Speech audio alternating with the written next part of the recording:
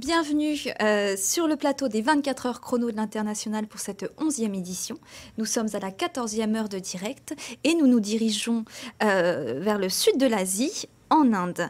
Alors, deuxième pays le plus peuplé, septième plus grand au monde, l'Inde représente un marché de plus de 1,3 milliard d'habitants. Hyderabad, la capitale de l'État du Telangana, est quant à elle composée de 7 millions d'habitants. Alors cette ville, dont la croissance est la plus rapide du pays, est-elle à l'image de ce sous-continent empreint de diversité? C'est ce que nous allons voir au cours de cette émission. Avec moi sur le plateau pour en discuter, Augustin Thieffry, bonjour. Bonjour. Alors vous êtes directeur l'Immigran Asie. Vous avez vécu 4 ans à Hyderabad, 9 ans en Asie en tout. C'est ça, c'est ça. Avec moi également Pierre Chartier. Bonjour. Bonjour, vous êtes développeur commercial dans l'industrie du BTP et vous avez vécu 15 ans en Inde, 2 ans à Hyderabad et vous êtes rentré l'été dernier. Voilà, exactement. Avec moi également Jean-Manuel Duhaut, bonjour. Bonjour. Bonjour, vous êtes l'ancien directeur de l'Alliance française à Hyderabad. Vous avez exercé entre 2010 et 2015, mais au-delà de ça, vous avez vécu 17 ans en Inde. Vous êtes marié avec une Indienne. Et, voilà, 4 séjours non consécutifs, mais effectivement 3 villes en Inde. 3 villes en Inde. Avant de démarrer ensemble cette émission, je rappelle aux téléspectateurs qu'ils peuvent déposer leurs questions sur le site de l'émission. Il vous suffit de cliquer sur le bouton orange en bas de votre écran. Et je vous rappelle que vous pouvez également nous suivre sur les réseaux sociaux avec le hashtag 24HChronoTV. Donc, commençons cette émission. Pour aller vivre en Inde et surtout y travailler, la première étape, c'est l'obtention d'un visa. Yelena Karan, qui est consultante juriste senior chez Karl Waïd Avocat, nous explique la procédure. Donc, il est tout à fait possible de faire une demande dite d'employment visa. Ce type de visa est prévu pour les travailleurs qualifiés, des cadres de haut niveau, des cadres dirigeants ou même des experts techniques. Ce type de visa n'est cependant pas délivré s'il existe déjà une main-d'œuvre disponible et qualifiée en Inde. Ce visa doit être sponsorisé par une entreprise indienne et enregistré en Inde. Le demandeur, donc le salarié, doit être placé sous contrat local, même dans le cadre d'un transfert intragroupe. Pour le dépôt de la demande, donc elle se fait directement auprès de VFS à Paris. Les délais de traitement sont d'environ 1 à 2 semaines à compter de la date du dépôt. Le consulat délivre un visa valable de 6 mois à 1 an qui peut être renouvelable sur place par période de 12 mois et jusqu'à 5 ans maximum. Pour tout séjour supérieur à 180 jours, il y a une obligation d'enregistrement auprès des autorités compétentes nommées FRRO ou FRO dans les 14 jours qui suivent l'arrivée en Inde. Concernant le visa d'affaires, ou dit business visa, il existe une liste d'activités bien précise pour la délivrance de ce visa. Ce visa est valable de 3 mois à 1 an. Il n'est ni renouvelable ni échangeable et ne permet que des séjours de maximum 30 jours par visite. Il existe une possibilité de déroger à cette règle de 30 jours, mais cela dépendra des autorités consulaires indiennes. Alors juste avant de commenter ces images, je rectifie ma langue à fourcher. Pierre, vous êtes resté 5 ans en Inde, 2 ans à Hyderabad et non 15. Pas de problème. Erreur rectifiée. Revenons à la vidéo. Un visa, est-ce que ça s'obtient facilement, Augustin ? C'est pas très difficile, il faut suivre l'ensemble des documents à préparer, donc c'est un peu fastidieux, c'est surtout fastidieux, et j'ai envie de dire plus fastidieux encore que le visa, c'est son renouvellement. Donc elle nous parlait du FRRO, c'est le passage obligé tous les ans. Il y a une journée à consacrer dans un lieu qui n'est pas forcément très accueillant, où il faut remplir des tas de papiers, qui tous les ans changent. Mais voilà, c'est fastidieux, mais ça s'obtient. Ça va relativement vite ? Oui, je vous dis, il faut prévoir une journée. C'est une journée par an à consacrer au renouvellement du visa de travail. Pierre, vous avez eu des soucis, vous aussi, vous ? Je pense que quand on est bien accompagné, en général, ça se passe sans trop de surprises. Accompagné, c'est-à-dire avec vos... Accompagné par une structure en général qui va vous aider, qui va accompagner l'entreprise et qui va préparer du coup votre dossier. D'accord. Jean-Manuel, vous avez un statut un petit peu particulier. Vous êtes marié à une Indienne. Donc, comment ça se passe pour vous? Plus de visa si vous devez y retourner? Effectivement, depuis quelques années, l'Inde qui fait donc des progrès sur ce thème, puisqu'il y a maintenant la possibilité d'avoir un visa touriste à l'arrivée en Inde. Et pour des gens comme moi, qui ont une épouse ou un époux indien, effectivement, il y a la possibilité d'avoir un visa à vie. Donc un statut de OCI, Overseas Citizen of India, donc je suis citoyen de l'Inde par alliance. D'accord. Donc une fois le visa obtenu, les démarches administratives effectuées, on peut enfin travailler. Regardons la vidéo d'Alexandre Ziegler qui est ambassadeur de France en Inde et qui nous parle de la présence des sociétés françaises et des secteurs porteurs. Nous sommes présents en Inde dans tous les secteurs. Nous sommes historiquement présents dans ce pays dans le secteur de la défense, avec, vous l'avez vu ces derniers mois, des contrats extrêmement symboliques qui ont été passés entre nos deux pays. Nous sommes présents dans le secteur des transports, nous sommes présents dans le secteur de l'automobile. Ce qui est important, c'est que notre présence est en train de se développer beaucoup dans des secteurs qui sont aujourd'hui des secteurs qui structurent ce que sera l'avenir, le futur, l'image de l'Inde dans les années qui viennent. Je pense en particulier au secteur du développement urbain durable et au secteur de l'énergie renouvelable. Ce qu'on ne sait pas, par exemple, c'est que chaque jour, 1 million d'Indiens prennent un métro construit par la France ou financé par la France. Chaque jour, 35 millions d'Indiens ont accès à l'eau grâce à des technologies, à des entreprises ou à des financements français. Plus de 10% de l'énergie solaire dans ce pays est aujourd'hui produite par des entreprises françaises. C'est un secteur dans lequel nous avons un savoir-faire, une relation ancienne et sur lequel nous sommes en train de beaucoup investir avec l'Inde. Je pense également au secteur de l'agroalimentaire, dans un pays qui est à 70% rural, pour lequel nourrir sa population, mais aussi assurer un développement harmonieux de ces zones rurales est un enjeu absolument stratégique. Et c'est un secteur sur lequel nous avons, là encore, des savoir-faire, des technologies et de formidables opportunités pour les entreprises dans ce pays. Donc on le voit, un potentiel économique et de création d'entreprises qui est énorme en Inde. Il y a un marché plus d'1,3 milliard d'habitants dans un pays où finalement tout est à faire et refaire. Jean-Manuel, à Hyderabad, quels sont les secteurs qui sont porteurs ? Les villes, c'est vrai, tendent un peu à se spécialiser finalement. Et dans le sud de l'Inde, on sait que l'automobile, c'est plutôt Chennai, que l'informatique, c'est plutôt Bangalore. Il reste que Hyderabad est un pôle essentiel pour le pharmaceutique, avec énormément d'entreprises pharmaceutiques multinationales, l'informatique également, le secteur du transport, le BTP, on a un représentant parmi nous, et puis le verre également, une entreprise française, mais finalement assez peu d'entreprises françaises. Je pense que ça va se développer car tout le monde va voir le potentiel que représente cette ville. Alexandre Ziegler parlait du potentiel du développement durable. Vous êtes un petit peu moins d'accord avec ça, Augustin ? Développement durable, si, c'est quelque chose qui est important et c'est quelque chose qui est nécessaire pour l'Inde et pour Hyderabad, mais c'est sûr qu'on part de très très loin et je ne suis pas si sûr que la population indienne soit tout à fait au fait de cela et travaille beaucoup là-dessus. Pourquoi ? Ça ne paraît pas comme étant une nécessité pour eux, je pense, aujourd'hui. Je pense qu'il y a beaucoup à faire. Mais il faut le faire, parce que si on regarde toute la pollution, notamment de l'eau, de l'air, c'est certain que s'ils ne veulent pas se retrouver dans une situation inextricable, ils devraient s'en occuper dès maintenant. À court terme, est-ce que ça supprimerait des emplois ? Ah, c'est sûr. Si vous parlez par exemple du traitement des déchets, aujourd'hui, c'est assez formidable de voir que si vous laissez votre poubelle dehors, vous revenez 1 heure après... on s'est occupé de votre poubelle, on a récupéré tout ce qui était récupérable. Et ça, c'est fait, c'est des petits boulots, des gens qui font ça pour gagner quelques roupies en allant revendre tout ce qui est métallique, tout ce qui est carton, tout ce qui est revendable.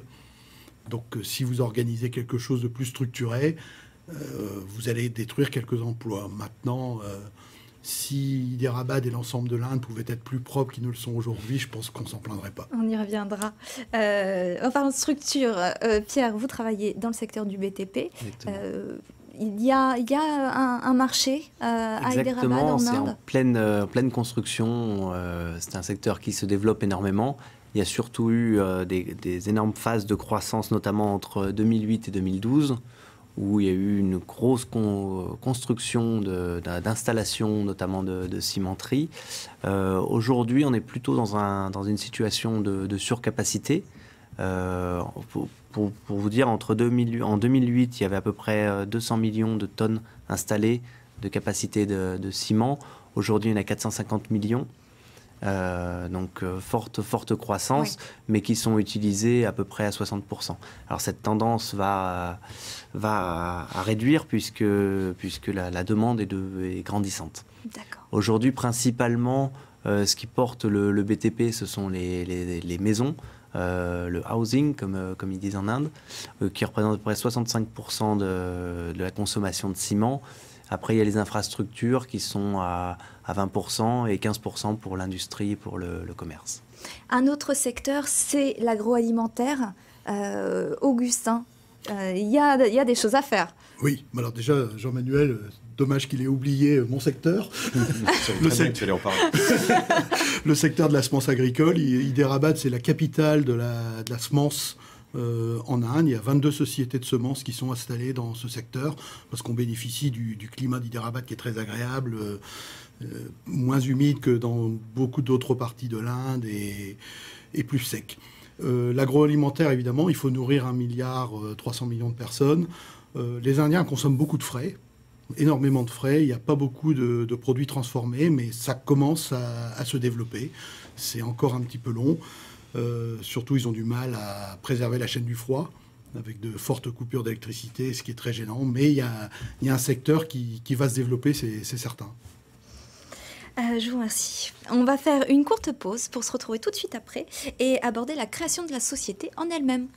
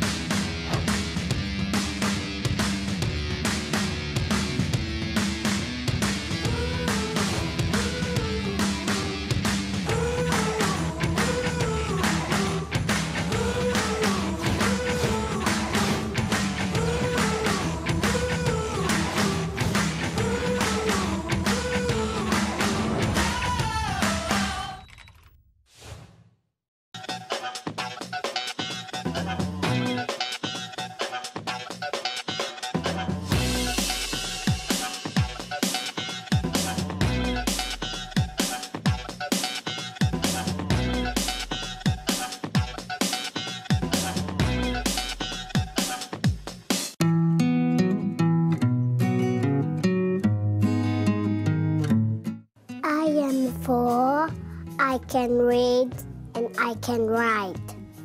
C'est 4 ans, je sais lire et je sais écrire.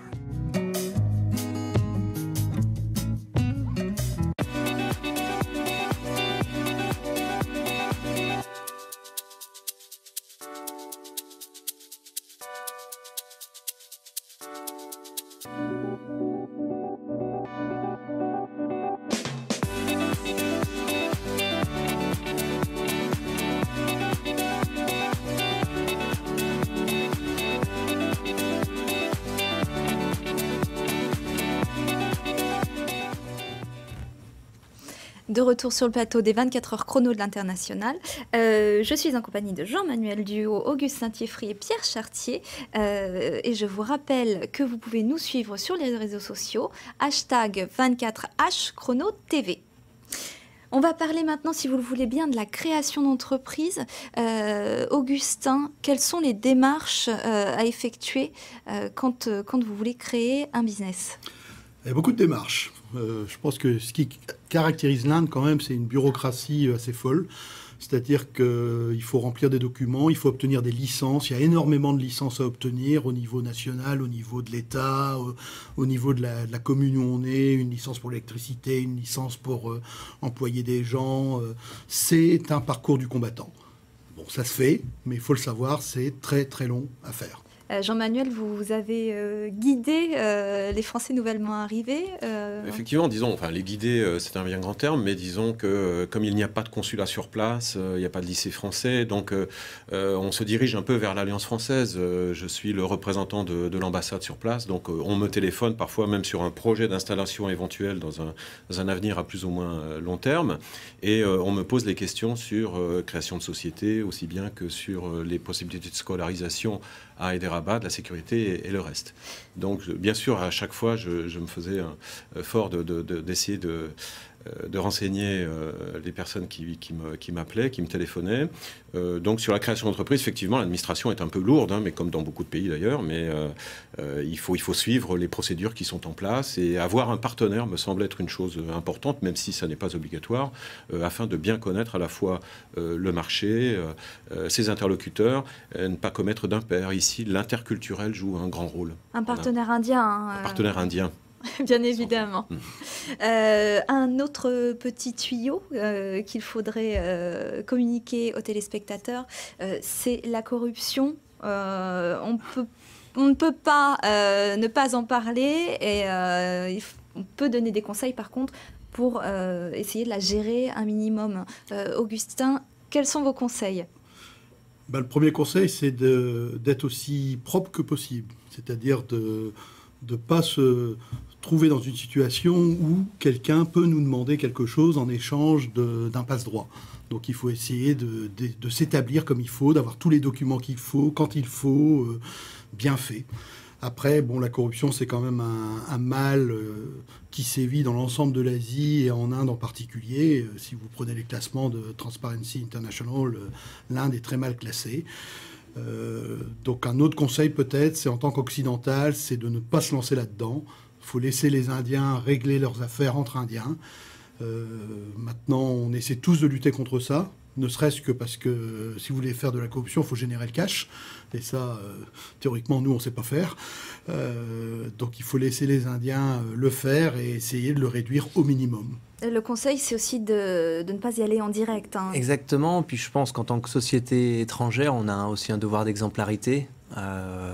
On représente aussi, donc autant être le plus propre possible pour rejoindre ce que dit Augustin. Et en effet, on ne doit pas passer en direct, à éviter au maximum, en effet. Le principal problème, c'est quand même le passage des douanes. Exactement, les douanes, pour tout ce qui est import-export, importation, exactement. On a été confronté à ce genre de situation, surtout quand j'étais dans ma société à Chennai. Voilà. À Chennai. Et on peut parler d'un Français qui s'était établi à Bangalore pour importer des fromages, et il n'a pas réussi justement, parce qu'il était seul, il n'avait pas de partenaire indien, il n'a pas réussi à surmonter les problèmes de dédouanement de ces containers de fromage qui arrivaient à Bombay. Il lui fallait 3 semaines à 1 mois. Et il a déposé le bilan au bout de 2 ans parce qu'il avait trop de pertes, n'arrivant pas à régler ce problème de dédouanement. Il y a un autre souci qui est survenu à la fin de l'année 2016. Ça a été la décision du Premier ministre Modi de supprimer de la circulation les billets de 500 et de 1000 roupies, ce qui représente 84% de la monnaie en circulation. Voilà. Vous avez eu des retours, vous y êtes allé à Noël. Oui, j'y suis allé. Donc moi, je pensais que ça allait être un peu calmé parce que j'y suis arrivé 1 mois après l'annonce, sachant que l'annonce a été subite. C'est-à-dire que d'une minute à l'autre, tous les Indiens ont appris que 84% de l'argent qu'ils avaient en main ne valait plus rien. Donc le pays s'est quasiment arrêté puisque les gens ne pouvaient plus payer. Tout s'est arrêté. Comment ça s'est passé dans la vie quotidienne? Comment ça se passe? D'abord, au début, tout s'est bloqué. Le gouvernement a même dû dire il n'y a plus de péage sur les autoroutes puisque les gens ne savaient plus le payer. Le commerce s'est complètement stoppé. Après, il a redémarré un petit peu. D'abord avec les gens qui avaient des cartes de crédit. Mais évidemment, une bonne partie de la population indienne n'a pas de carte de crédit. Et après, c'est un peu le système D. Mais il y a une baisse de l'activité. On pense qu'il y aura 1,5% de PIB qui vont disparaître à cause de ça. Et aujourd'hui, quand je suis revenu après le 1er janvier, dans les journaux, on parlait d'une masse monétaire qui était de 50% de ce qu'elle était auparavant. Et c'est des queues à n'en plus finir dans les banques, sur les quelques débiteurs automatiques de billets qui marchent encore, à peu près un DAB sur 5, pour essayer de récupérer les nouveaux billets de 500 et de 2000. Mais même si vous avez un billet de 2000, vous allez dans un commerce et vous donnez votre billet de 2000, on vous dit mais on ne peut pas vous rendre la monnaie, on ne l'a pas. Donc c'est un vrai problème. Et pourquoi cette mesure subite ? Là, c'est un petit peu difficile. Officiellement, Moody a déclaré que c'était une façon de nettoyer tout l'argent sale qui servait au terrorisme, à la drogue, à la fraude fiscale et à la corruption. Maintenant, j'avoue, j'ai un peu de mal à comprendre pourquoi des nouveaux billets vont lutter contre la corruption. De 2000 roupies. Voilà, je ne vois pas tellement comment ça va résoudre le problème. Ce qui est sûr, c'est que ça va nettoyer les matelas qui étaient bien remplis, puisqu'il faut, pour changer son argent, il faut le déposer à la banque en donnant son numéro fiscal, ce qui permet de prévenir le fisc du fait que vous avez déposé des fortes sommes. Une autre chose qui n'est pas trop dite, mais c'est aussi la masse de billets, de faux billets en circulation, que les Indiens pensent être originaires du Pakistan. Bon, tous ces faux billets, évidemment, disparaissent d'eux-mêmes, puisqu'il n'y a pas moyen de les déposer en banque et plus personne ne les accepte. Sur le long terme, enfin sur le court terme, bien sûr que ça a énormément affecté les Indiens au quotidien. Après, sur le long terme, c'est surtout une baisse des taux d'intérêt, une baisse de l'inflation. Donc voilà, Modi a préféré baser en prenant une décision radicale, comme beaucoup de décisions qu'il a prises au cours de son mandat, pour entériner la gangrène. Un autre élément sur lequel il est primordial de s'attarder quand on veut créer une société, c'est le management des locaux. Voici la vidéo d'Eric Ochitsky, qui est directeur des opérations pour Sanofi Pasteur India. Travailler en Inde est un vrai plaisir. Les équipes avec lesquelles je travaille sont extrêmement motivées, avides d'apprendre et de bien faire. Tout le monde travaille dur et les objectifs sont faits pour être atteints. Je suis entouré de sourires et de « yes sir ». C'est extrêmement rafraîchissant et stimulant. Certes, un gros travail doit être fait en permanence pour s'assurer que tout le monde est bien aligné, pour gérer cette créativité souvent débridée et pour suivre au plus près l'exécution. Cela demande souvent une bonne dose de patience et un certain niveau de micromanagement. Notre vie au boulot est rythmée par les pujas, ces cérémonies religieuses hindoues pour souhaiter la réussite. Nouvelle machine, puja. Première livraison, puja. Premier bâtiment, puja. Tout le monde s'associe et prie pour ce nouveau départ à grand renfort de prières, de bris de noix de coco, de fleurs et d'encens. J'adore. Donc, un personnel très créatif, très sérieux. Jean-Manuel, vous êtes d'accord avec les propos d'Eric Ochitsky ? Tout à fait, j'abonde complètement dans son sens. On a des gens qui peuvent être de qualité réellement. Je sais qu'à l'Alliance française, j'avais une quinzaine de professeurs qui étaient tous très très compétents, certains n'ayant jamais mis un pied en France, mais parlant un français. Je trouve ça un courage extraordinaire, très lié à l'institution également. Il faut préciser qu'il y a un sens de la hiérarchie qui est très fort. Il y a un respect de l'autre qui doit être mutuel. Mais bien sûr, on a cet esprit toujours qui participe de l'entreprise. Et je crois que c'est une bonne chose. Tout le monde s'en félicite. Le problème quand on a un personnel de qualité, c'est qu'il est aussi demandé par d'autres sociétés. Il y a un souci de turnover d'opportunités en Inde. Tout à fait. C'est un véritable problème de garder des fois les meilleurs éléments que vous avez dans votre société. Et notamment donc il faut mettre des avantages tels que la sécurité au niveau médical, l'aide à ce niveau-là. Alors pour l'employé, mais aussi pour toute la famille. Pour toute la famille, exactement. Pour toute la famille. Jusqu'aux grands-parents. Dans l'idéal, c'est ce qu'ils recherchent. Forcément, ça a un coût, mais c'est tout à fait ce qui est recherché par l'employé. Un autre problème, c'est aussi le système des castes. Est-ce qu'il est conseillé d'avoir un directeur des ressources humaines indien pour comprendre ce système de hiérarchie qui est assez difficile à percevoir quand on est un occidental, Augustin? Oui, je pense que c'est mieux. Pas uniquement pour le problème des castes, mais c'est mieux d'avoir un RH du cru. parce qu'on peut être déstabilisé par certaines choses. Alors les castes, les Indiens, entre eux, savent exactement à quoi s'en tenir, rien qu'à entendre le nom et le prénom de la personne, déjà, ils savent le classer. Et c'est très important, puisque dans une entreprise, vous avez une hiérarchie, et ça sera toujours difficile pour quelqu'un, voire impossible des fois, d'accepter de travailler pour une personne qu'il considérera d'une caste inférieure. De la même façon, c'est très difficile pour la plupart des Indiens d'accepter de travailler sous les ordres d'une femme. Je ne dis pas que c'est impossible, hein, ça existe, et il y a des femmes cadres qui réussissent bien, et puis il y a eu Indira Gandhi, il y a Sonia Gandhi, il y a quand même des femmes qui sont allées très loin dans la hiérarchie indienne, mais c'est un peu difficile pour les gens d'accepter ça, et également difficile d'accepter de travailler pour quelqu'un de plus jeune. La hiérarchie par l'âge est quelque chose de très important, on respecte l'âge. Tout à fait. Un autre problème, c'est le travail des enfants. C'est assez compliqué. Comment vous procédez? Comment vous avez procédé, Augustin? La majorité est à 14 ans. C'est 14 ans. Vous n'avez pas le droit de travailler en dessous de 14 ans, mais même dans la plupart des sociétés filiales de groupes occidentaux, on essaie d'être à 16 ans ou à 18 ans. Le problème, c'est qu'il y a très peu de cartes d'identité en Inde. Donc, la personne vous dit l'âge qu'elle a, vous pouvez la croire sur parole. C'est un petit peu compliqué. Donc, nous, ce qu'on avait fait dans notre entreprise, parce que le problème, vous l'avez souvent quand vous avez des personnes à qui vous donnez un travail. Quand vous passez par des sociétés d'intérim ou des sociétés tierces, nous, on leur avait dit, on vous paiera que si vous nous donnez les bordereaux de la sécurité sociale, prouvant que vous avez payé les charges sociales, sachant que ce système de sécurité sociale n'accepte les paiements que si la personne peut y avoir droit, donc à 14 ans.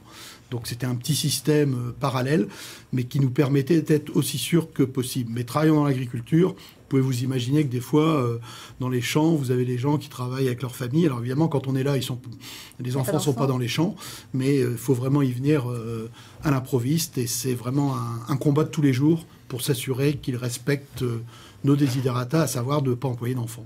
Vous avez aussi été confronté à ce problème quand vous travailliez dans le secteur de la tannerie. Hein. Tout à fait. Donc, je travaillais dans le secteur de la chimie du cuir et donc de la tannerie, ou de nombreuses visites de tannerie. Et c'est quelque chose auquel on est confronté. Et ça a beau être écrit No Child Labor partout sur les façades des entreprises.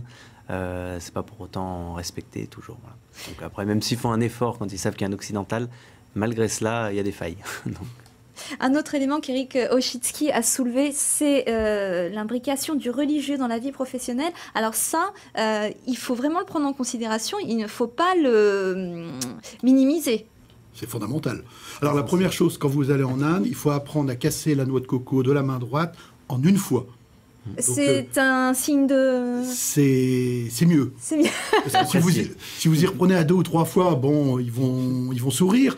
Mais si vous pouviez casser la noix de coco en une seule fois, c'est vraiment un plus. Ça sera un bon signe, un signe auspicieux pour eux. C'est important.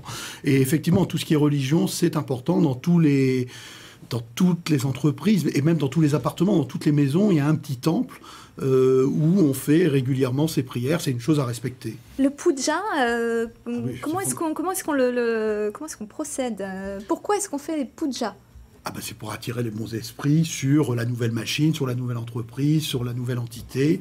Et là, c'est les Indiens qui s'en occupent. Donc, il faut leur dire, oui, allez-y, organisez. Il faut les laisser organiser parce qu'il y a tout un rituel. Il faut aller chercher un brahman qui viendra faire le puja sur place. Évidemment, des fois, c'est un peu gênant parce qu'on fait un petit peu de feu à l'intérieur des bâtiments, hein, parce qu'il faut faire brûler les bâtons d'encens et tout, et ça permet de voir si les sprinklers marchent. Mais c'est fondamental. Pour les Indiens, c'est vraiment fondamental. On vous demande d'y participer? Oui, bien sûr. Oui, très important. Ce qu'il faut comprendre, c'est qu'en Inde, le religieux fait partie de la vie, à tous les niveaux. Et par exemple, la veille de Diwali, qui est la plus grande fête en Inde, la fête des Lumières, la veille de Diwali, tous les ouvriers vont aller faire une puja, une cérémonie, à leur instrument de travail. Ça peut être l'informaticien qui va faire une révérence à son ordinateur, jusqu'au chauffeur de taxi qui va faire une révérence à son petit oncle qu'il a installé dans sa voiture. Donc c'est vraiment à tous les niveaux de la vie. Le fait religieux fait partie, c'est une laïcité à l'indienne. C'est-à-dire un peu le contraire. On a la religion présente partout, quelle qu'elle soit. Et vous ramenez un nouvel ordinateur, et quand on a un nouvel ordinateur, la première chose qu'on va faire, le prêtre va venir mettre son doigt pour faire des dessins rituels sur le bel ordinateur. il faut l'accepter. Ou sur les livres de compte pour la nouvelle année fiscale. Voilà. Aussi, ou la voiture qu'on emmène au temple pour faire un symbole religieux sur le capot afin que... Il ne faut pas le nettoyer. Et surtout pas Non, le nettoyer. pas le nettoyer. Pas d'assurance, mais protégé par Ganesh. Je pense que on pourrait continuer comme ça jusqu'à la fin de l'émission, tellement les exemples sont nombreux. On va cependant regarder maintenant la vidéo d'Adrien Selle, qui est français, résident à Hyderabad, et qui nous décrit la ville et ses nuances.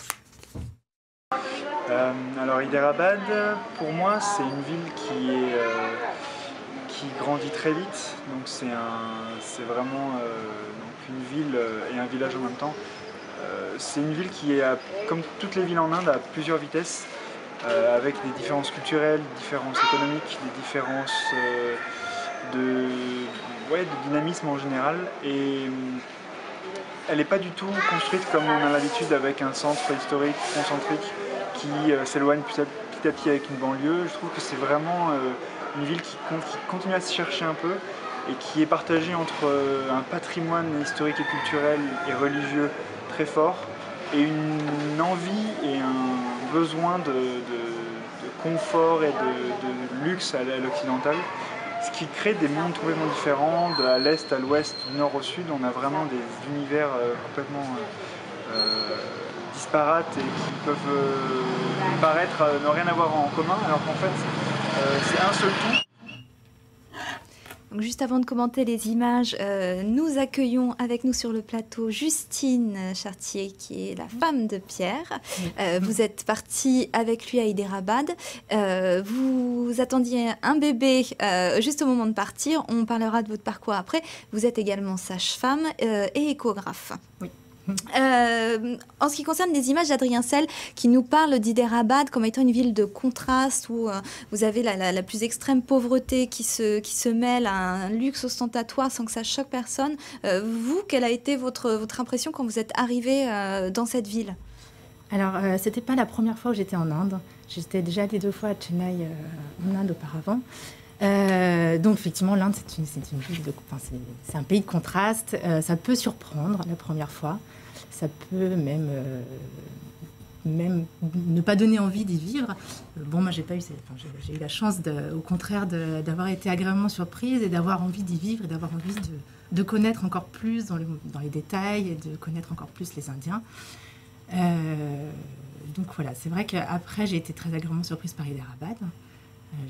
Connaissais le sud de l'Inde et notamment Chennai, et j'ai trouvé qu'Hyderabad était une ville tout à fait surprenante, tout à fait agréable et qui donnait vraiment envie, très accueillante. C'est une ville de contraste aussi dans la religion. C'est une particularité d'Hyderabad, c'est qu'il y a 40% de la population qui est musulmane. Tout à fait, oui. Et en fait, du temps des Maharajas, à Hyderabad, il y avait un nizam qui était musulman et c'était une ville très musulmane. Donc aujourd'hui encore, il y a une très forte imprégnation musulmane dans la ville, sachant quand même que les quartiers sont séparés. D'accord, les gens ne vivent pas ensemble, mais ça reste pacifique. Disons que c'est pacifique, mais je crois que la population musulmane est quand même un peu cantonnée dans ce qu'on appelle la vieille ville, qui était la population traditionnelle qui était autour du nizam, le fameux sultan qui, depuis des siècles, dirigeait cette ville, qui a donc une originalité en Inde, puisque c'est vraiment une ville musulmane à l'origine, et qui a aussi des bons côtés, puisqu'elle s'était ouverte sur le monde, avec des rapprochements avec l'Iran, avec la Turquie, ce qui fait d'ailleurs qu'on a aujourd'hui des consulats généraux de ces deux pays, par exemple, qui sont représentés, et les autres populations. Il y a quand même de tout à Hyderabad, des gens qui sont venus de toutes les régions, alors vivent peut-être dans des quartiers, mais tout cela vit ensemble relativement bien. Attention à ne pas non plus faire d'Hyderabad une image d'Épinal. On va écouter, alors je vous dis ça parce qu'on va écouter la vidéo de Béatrice de Faiz, qui est artiste peintre et qui nous parle de la sécurité. Alors la sécurité à Hyderabad, tout le monde en parle, tout le monde parle de la sécurité en Inde, des problèmes avec les femmes, etc. Bon, je peux parler comme mon nom, je suis assez grande de taille et j'ai des cheveux courts. Donc déjà ça me protège beaucoup, c'est-à-dire que je suis souvent plus grande que les hommes.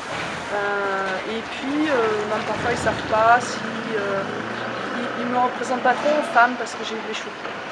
Donc, et puis ma façon de me déplacer qui est assez assurée. Mais je pense que vraiment en Inde, il faut vraiment écouter ses sensations. C'est-à-dire qu'à partir du moment où on ne se sent pas bien quelque part, il faut absolument partir tout de suite. Je pense que c'est le pays de l'intuition. Et à partir du moment où on sent l'ambiance en fait. Et il faut vraiment écouter ça dans ce pays. C'est ça qui. Et je pense que c'est la plus grande sécurité qu'il puisse y avoir. Justine, je me tourne vers vous. Est-ce que vous avez eu des soucis en termes de sécurité en tant que femme? Alors non, mais c'est vrai qu'il y a certaines règles à respecter. Donc notamment tout ce qui est vestimentaire. Il faut faire attention à sa façon de se vêtir quand on va se promener à l'extérieur. Qu'est-ce qui est recommandé? Des vêtements amples, des choses couvertes, pas de décolleté, et notamment tout ce qui est long en fait. Il faut éviter de se promener en court, en short, mais du jupe bien sûr, mais voilà, du long et du ample. Le maquillage, est-ce que... Le maquillage, non, pas forcément, parce que les Indiennes sont des filles qui prennent soin d'elles, elles se maquillent, elles portent des bijoux, beaucoup de bijoux, elles aiment ça. Donc non, le maquillage ne fait pas partie... C'est vraiment, voilà, c'est vraiment du long et du ample. Il ne faut pas mettre en avant son corps, en fait, pour être respecté, en fait, et pour ne pas être regardé de façon intense. Même, de toute façon, en étant occidental, bien sûr, on est regardé. Les gens dans la rue nous demandent de nous prendre en photo. Alors, notamment si on est blonde ou... Oui, n'attirons pas trop l'attention. Voilà. Un autre problème, là c'est pour le coup un vrai problème, c'est la sécurité routière. Alors Jean-Manuel, vous avez conduit à moto, en 4x4, vous êtes le seul autour de cette table. Tous les moyens de locomotion, oui, parce que donc la première fois que je me suis installé en Inde, c'était en 1983, donc c'est quand même pas hier, et c'était à Delhi, et donc j'ai vu un peu d'ailleurs ce pays grandir avec ses véhicules. C'est devenu aujourd'hui une circulation assez folle. Hein. On a du mal à circuler dans Delhi. Donc j'ai conduit dans toutes sortes de situations, toujours en étant extrêmement attentif, respectueux de pas grand-chose, parce qu'il n'y a pas beaucoup de règles à observer, si ce n'est qu'il faut s'éviter les uns les autres. C'est un peu la stratégie de l'évitement. On essaie de ne pas se rentrer dedans. J'ai eu la surprise d'avoir un éléphant à côté de moi un jour au feu rouge et d'être un peu arrosé par sa défécation. Voilà le genre d'anecdote qui peut nous arriver. Enfin, c'est quand même pas tous les jours qu'on rencontre un éléphant en ville, mais il faut faire très attention. La circulation est tout à fait chaotique. Dès qu'il y a un espace ouvert, tout le monde s'engouffre dedans. L'exemple typique étant les barrières des gardes pour les trains qui passent, et là on se trouve coincé parce que bien souvent tout le monde arrive devant la barrière, et évidemment ça ne laisse plus aucune possibilité pour une circulation fluide. Pour les Occidentaux qui ne sont pas avertis, aguerris, il vaut mieux avoir un chauffeur. De toute façon, il y a beaucoup de sociétés, c'était le cas de la mienne, qui oblige. On ne veut absolument pas nous laisser conduire, ne serait-ce que parce que s'il y a un accident, ça tourne souvent mal quand c'est un occidental qui est au volant. Donc, alors qu'est-ce qu'il faut faire si vous avez un accident Si on est au volant, il vaut mieux partir tout de suite au premier commissariat de proximité, expliquer ce qui s'est passé et puis régler le problème au calme, sous la protection de la police. Parce que sinon la foule, moi je vais vous dire, j'ai adoré l'Inde. Hein. C'est vraiment, les 4 ans que j'ai passé là-bas, c'est merveilleux et je suis prêt à y retourner. La seule chose que j'ai craint en Inde, c'est la foule indienne. Parce que la foule indienne, et comme ils sont 1,3 milliard, c'est vite une foule. Quand elle part, elle est difficilement contrôlable. C'est une manne qui... Voilà, et puis ils vous voient, et puis tout le monde prend parti, même s'ils n'ont pas vu l'accident. Hein, tout le monde a son avis, et ça peut mal tourner. Donc voilà, le conseil, c'est de partir vers, si on conduit, de partir vers le premier commissariat. Mais c'est bien pratique d'avoir un chauffeur. Au début, j'étais pas trop d'accord, mais on s'aperçoit que c'est très très bien, parce qu'au moins avec un chauffeur, il nous dépose à la porte, il nous reprend à la porte. Et en plus, j'ai envie de dire, vous donnez un travail à quelqu'un. Et je pense que plutôt que de donner l'aumône dans la rue, moi je trouve que de donner un travail à une personne pour vous conduire, c'est largement aussi bien. Alors justement, il y a un sujet que nous n'avons pas encore abordé, c'est celui du coût de la vie. Nous allons regarder la vidéo de Pascal Pratt qui nous en parle et qui est directeur de Bisco Limagrin. Bonjour Paris. Le coût de la vie en Inde est vraiment très très bas en général, et à Hyderabad c'est à peu près la même chose. Derrière moi, on voit une shop de fruits et de légumes. Pour vous donner quelques exemples du coût de la vie, un repas pour une personne ici, on peut facilement manger pour 1,5 €, 2 €. Les fruits et légumes sont très, très bon marché. Et, 1 kilo de banane, c'est moins de 50 centimes d'euros. 1 kilo de légumes, si on prend les tomates, c'est à peu près la même chose. Donc on a vraiment des fruits et légumes à très bas prix. Au niveau des loisirs, une place de cinéma ici coûte à peu près 2 €, un peu moins de 2 €, et c'est vraiment très populaire. Donc la vie en Inde, pour les expats bien sûr, c'est très bon marché. Pour les Indiens, bien sûr, c'est une autre situation, avec un salaire minimum aux alentours de 100 et 150 €. La situation est vraiment pas la même. Donc en Inde, une vie peu chère, ce qui est relativement raisonnable en termes de coûts, ce sont aussi les soins médicaux, que ce soit une clinique privée ou publique. Justine, comment ça s'est passé pour vous ? Donc alors le privé n'est pas abordable pour les Indiens de toute carte, mais du coup le privé reste quand même de toute façon très abordable pour nous. Par exemple, une consultation chez le spécialiste, ça coûte 10 €, et si on y retourne dans la semaine, c'est gratuit. Voilà. En termes de qualité, la qualité des soins. est très bien. Les soins sont très bien. La plupart des médecins parlent l'anglais. Ils ont été formés en Angleterre, en Australie ou en Amérique.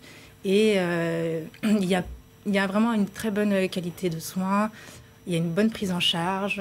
Il y a très peu d'attente. Il n'y a aucun délai d'attente. Les structures sont vraiment au dernier cri. Moi, j'ai accouché dans une maternité où tout était dernier cri, tout le matériel était entièrement neuf. Du coup, c'est quand même très réconfortant.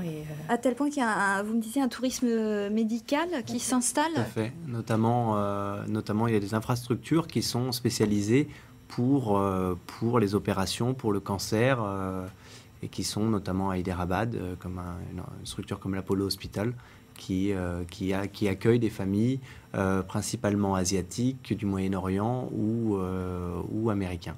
Très bien. Je vous remercie. Nous sommes sur le point de clôturer cette émission. Pierre, si vous deviez décrire l'Inde en 2 mots, qu'est-ce que vous pourriez nous dire ? Alors, en 2 mots, c'est bien sûr un pays surprenant de contrastes.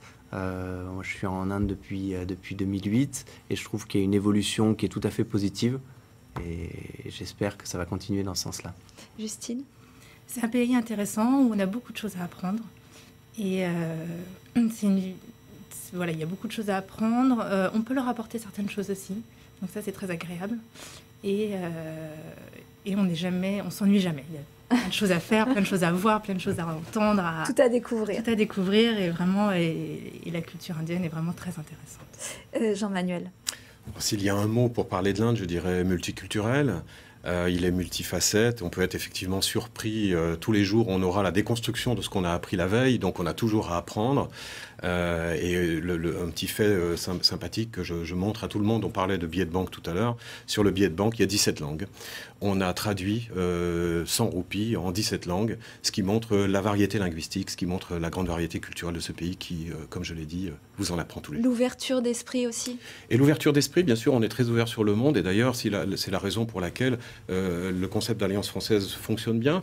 C'est quand même un pays anglophone. C'est pas naturellement qu'on ira vers la langue française, mais on sait qu'il y a derrière la langue française des valeurs culturelles. Il y a des choses que l'on a envie de partager, que l'on a envie d'apprendre. Et ça, c'est formidable. Augustin. Je dirais authentique et fascinant. C'est authentique, c'est-à-dire que les Indiens sont très fiers d'être Indiens. Ils ont raison d'être fiers d'être Indiens. Même si le pays se développe, ça reste indien. Il y a quelque chose de particulier. Il y a une âme indienne que personnellement je trouve superbe et, comme je dis, fascinante parce que c'est 1,3 milliard.